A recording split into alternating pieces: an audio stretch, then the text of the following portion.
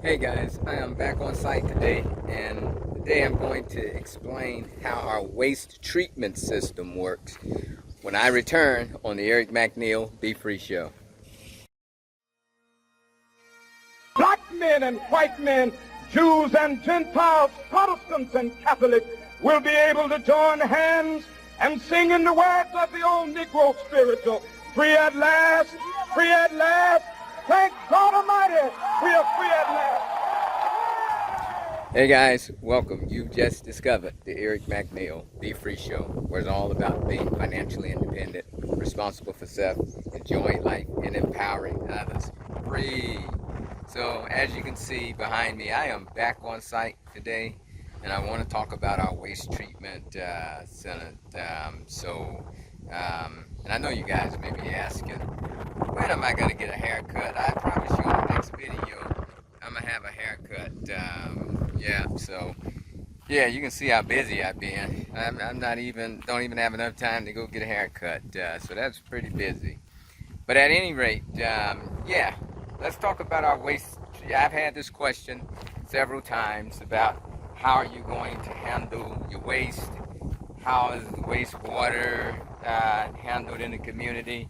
So today, I want to talk about that. I'm not the expert at this, but I'll kind of explain it to you in layman's terms. And at some point, you know, we'll have some experts to explain more detail. But let's go around the back of the house and we'll start there. All right, so we are going to the back of one of our duplexes here. And this is one of our homeowners, Samuel and Jifa's unit.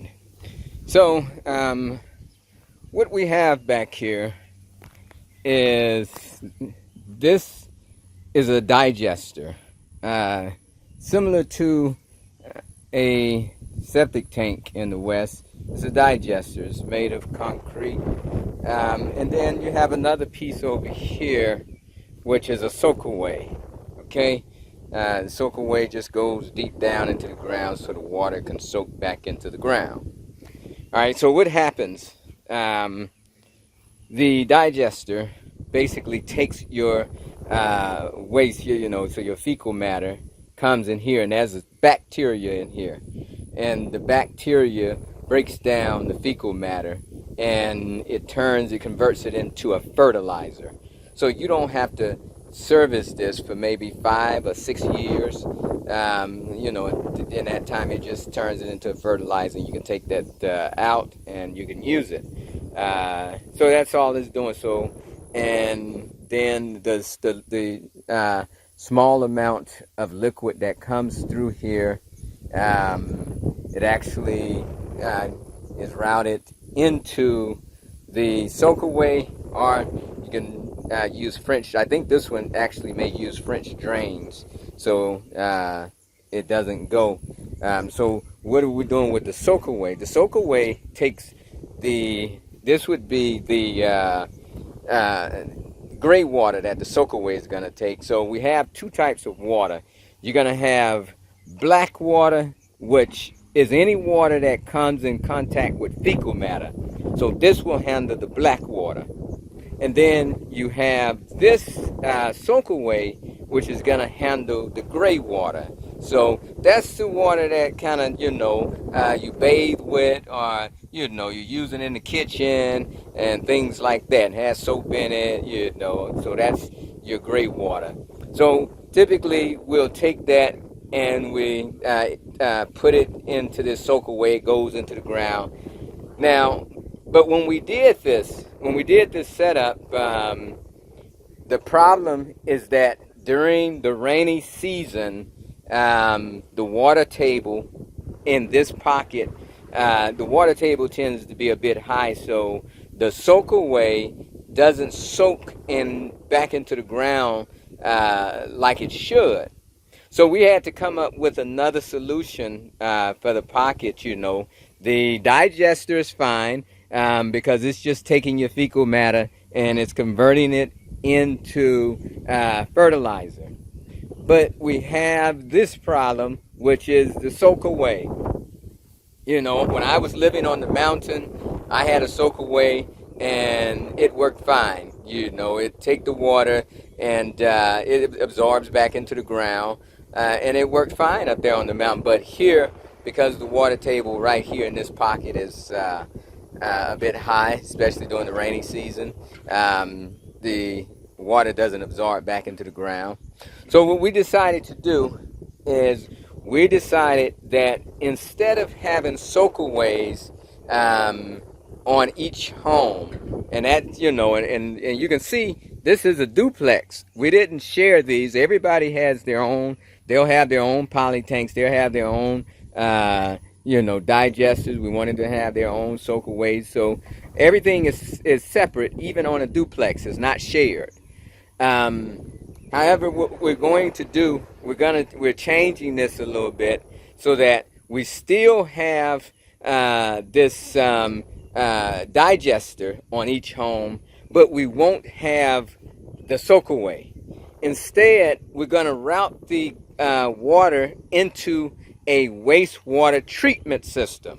So that's what we're doing now. So we have an expert in wastewater treatment, and he's working with FOFO, and we're creating a wastewater treatment plant on site here, where we're going to take the water and we're going to route it into the wastewater treatment center so that the water can be clean and like an aerobic process, you know, which means that it'll be exposed to air.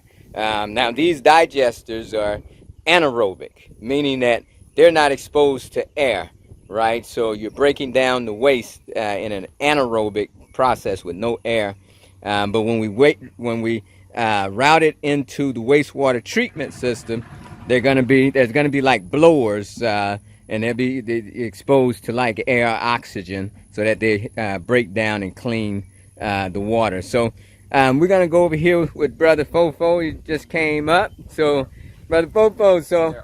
How's it going over here? Oh, it's going so good. We started the excavation for the treatment center. For the treatment center? Okay. And we are going to treat the water very clean and pure. Okay. It can be reused. And then we can just put it back into the stream, or we can use it in the garden, on our farm. So, yeah, because it's So yeah, you know, guys, it's normal. In Ghana, what they do is they just typically take their water, you know, the greywater and the blackwater, and they'll just put it right into the gutters, and it go into the stream, you know. So yeah, we got a big, you know, this is an area where a big stream comes through, and you know, and we could have done that, you know, probably with no problems from like the government or whatever, but we chose to actually clean the water before we put it into the stream, you know, and before, you know, so we wanted to clean it first. We don't want to just, you know, put all the gray water in the black water. And yeah, so you want to take us over here and show us this? Exactly. So we'll still be using some type of reverse osmosis? Yeah, so the reverse osmosis is going to be used before the water hits the homes, before the homeowners use it. So that is clean, pure water. Okay. From our boreholes, we go through our treatment so we can reduce the particles, the sediment, before it gets into the reverse osmosis. Okay. Then the reverse osmosis will now clean the water 100% pure. Okay.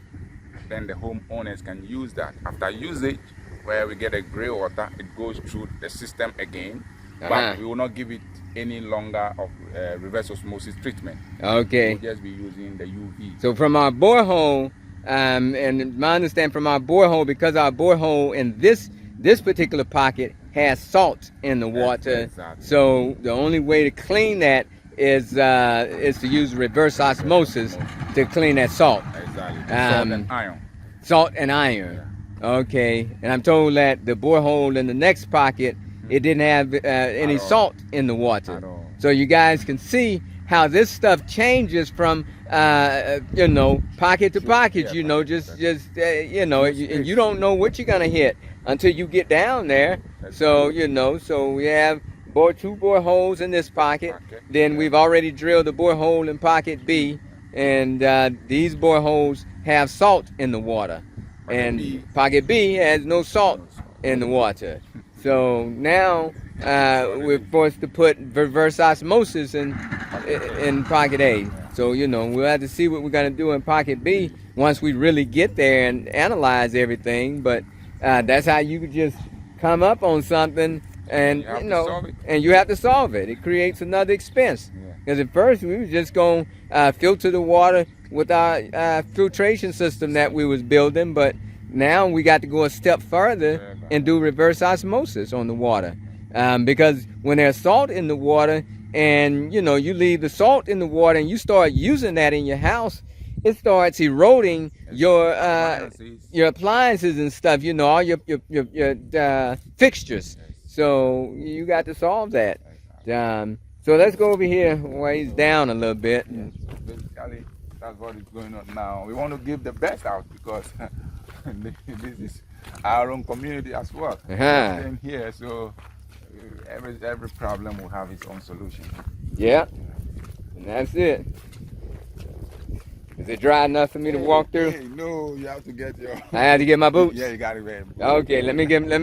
Hey, so I'm gonna have to get my boots, guys. Yeah, you know, I'd be used to walking in my shoes, and hey, at the rain like this, yeah. So I'm gonna jump over here and get my boots here.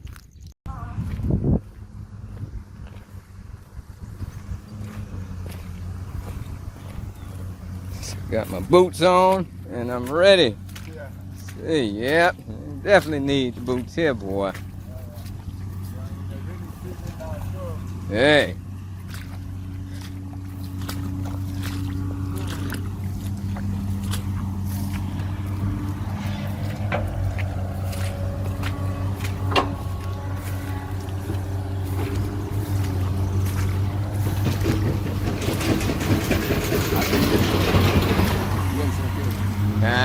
This place is too muddy. Okay. How far down it go? Last stop.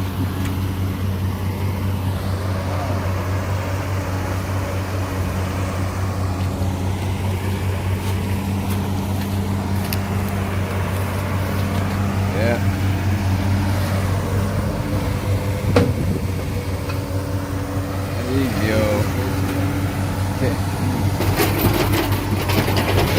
Hey, let's see if we can.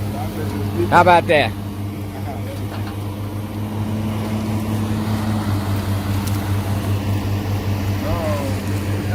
Deep. Hey. Yeah, that's deep. All right.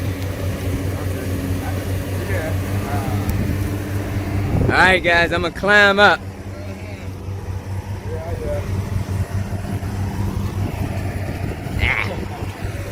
Ha!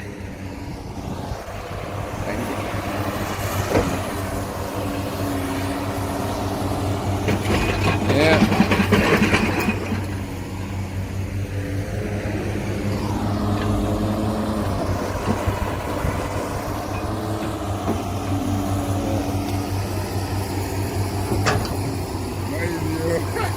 Hey.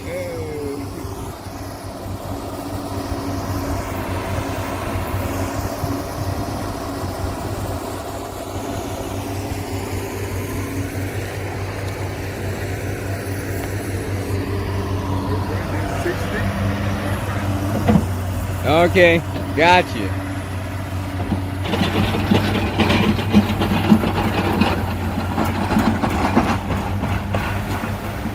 So that's 60 feet by 45 feet. Okay. 13 down. How deep down does it go? 13. The 13 down. Okay, guys. Hopefully y'all can hear that. We're going 60 feet by 45 feet and then 13 feet deep.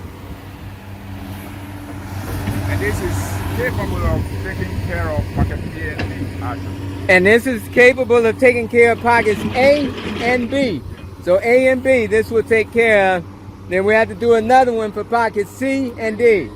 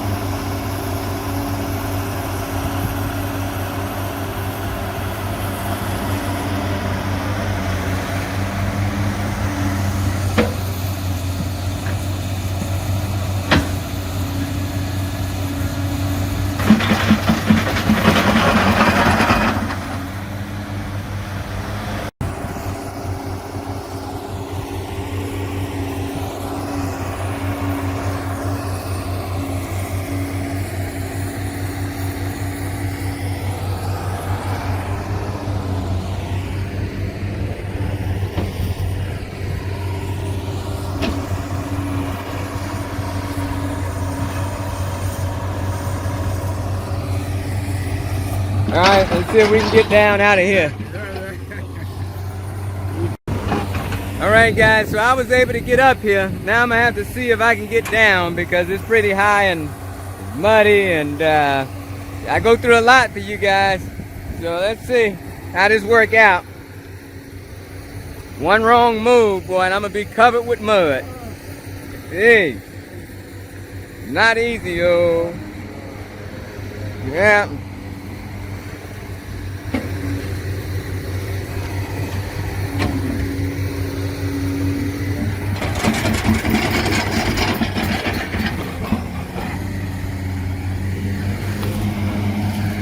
Hey, I made it down, guys.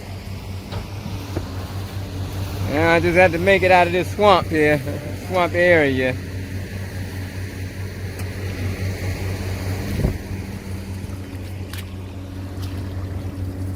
Feel like I'm in the Everglades in Florida. Except we don't have no alligators or crocodiles running around. We do have monitor lizards. Yeah, the mumpongs.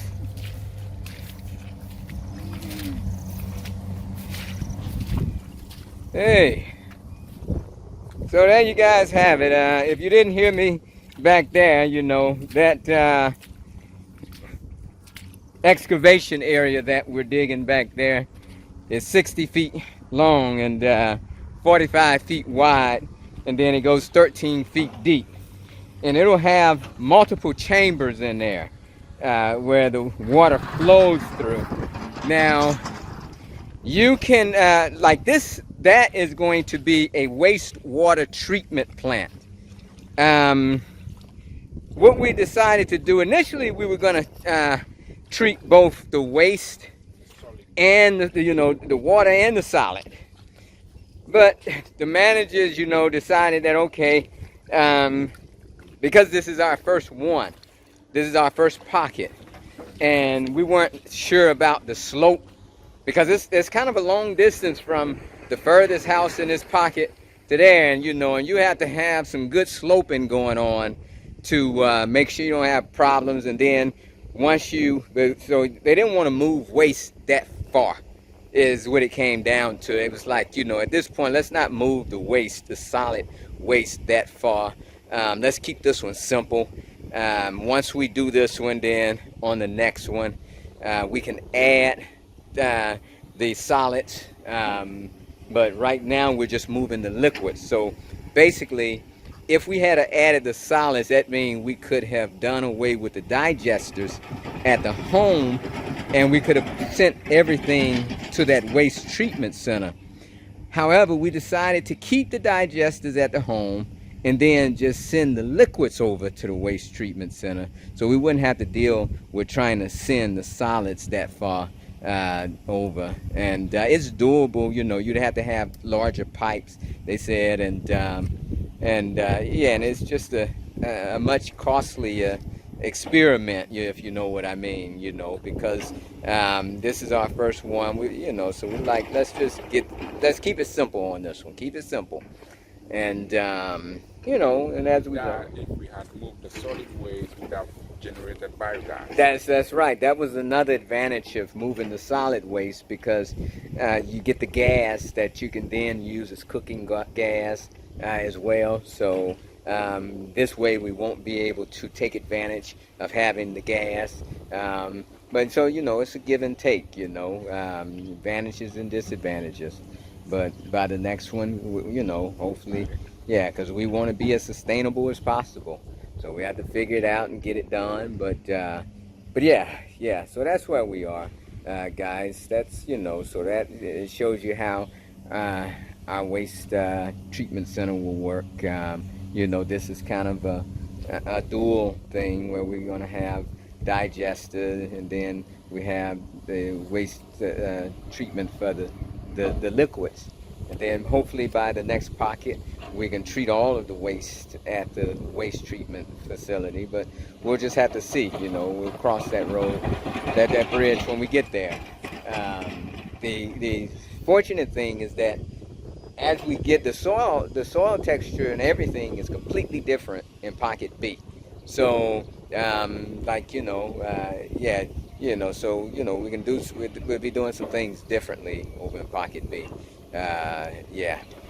So, yeah, that's where we're at, guys. So I just wanted to give you a brief update. If you like what we're talking about, go ahead, hit that subscribe button. Like, share, comment, give me your feedback. Let me know what you think about what we're doing over here. You know, as always, you can give us suggestions and things like that. You know, I'm careful to read it through everything, and some things we apply, some things, you know, we take with a grain of salt, and, you know, we keep it moving. Yeah, and, you know, definitely, if you haven't already done so, hit our website, www.migratingculturecrossing.com, and take advantage of our half-price home promo, guys. It's been extended, still going on, so you can take advantage of it. And also, you can find me on Facebook at facebook.com/Eric McNeal. It's free. And as always, Ooorahhh Uhuru. Now be free. Hey guys, so yep, so as you know, before I was saying that we decided not to send the waste to the waste treatment center, so that it would just have been a wastewater treatment center. But I have my experts here, Mr. David. So David is the one that we contracted to manage this thing. How is your company again? Ootech Biotech. Ootech Biotech. So I've known David for years, and this is his thing. You know, doing this whole waste water and waste treatment center, and reverse osmosis and that sort of stuff. So basically, he, along with, you know, since Fofo is the lands manager, and he's managing them, but yeah, so he's advising us, and, you know, and they decided that, you know, we need to go ahead, and they took a slope. You guys, you say you bought your tripod and you took the slope, and the slope is fine, because, you know, the management team felt that, you know, they were a little nervous about sending the waste all of this distance and having to get the slope right. And so David, you know, went out there, took his tripod to look at the slope, and you know, Fofo looked at it, and they decided that, yeah, we just need to go ahead and send the solid waste to the waste management system, and we just have to invest in 6-inch pipes. Yes, that's it, and pressurized pipes. And but then we can do away with putting digesters at each home. And you know, so we had taken away the soakaways already, but now we're going to take away the digesters and we're going to send the waste to the waste management system. So, and from my understanding, we need two. We need one. This one will serve pockets A and B, and then we'll have another one for pockets C and D. Very good. All right, so David, you sure about this? Very sure. It's my thing. It's my thing. Yeah. Very good. Yeah, sure. Technically, it's doable and we attain it, you know, and even move the solid waste, we're going to get a gas. You get the gas. Yeah, exactly. Right. The biogas. Biogas. Yeah. You know, a gain out of it. So, Okay. I mean, the place itself is sustainable. So if we are, getting our own gas from the place, I think, it's a really good story. It's a plus. Yeah. I agree. I mean, I want to do it. So I'm looking forward to it. So we got some good weather here. The last day or so. So we'll see if the weather cooperates with us over the next week. And pretty soon we'll be showing you guys what we come up with. okay.